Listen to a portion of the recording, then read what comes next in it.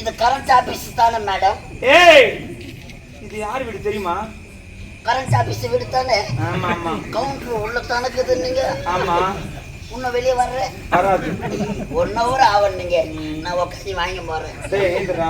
டாவா. டேய் பாடுசே. பாடுசா. டேய் போடா. கரண்ட் ஆபீஸ்ல போட்டு கூட கேப்பா. டேய் லோக்கரே. டேய் பேப்பர். பேப்பர். டேய் கட்டுரே. டேய் ஒயிட் நோட். 4 லைன்ஸ். போடா. போடா. இது எந்த இடத்துல போட? ஏய், இது தாசி வீடுடா, தாசி வீடு. ஐயோ! காசு என்ன தேவடியா தானே? தேவடியா உட்சா 1000 ரூபாய் கட்டிட்டு. அப்ப என் பணம் போயிட்டாவா? தேவடியா உங்களுக்கு தெரியாத கட்டிட்டு. Madam, தேவடியா madam, தேவடியா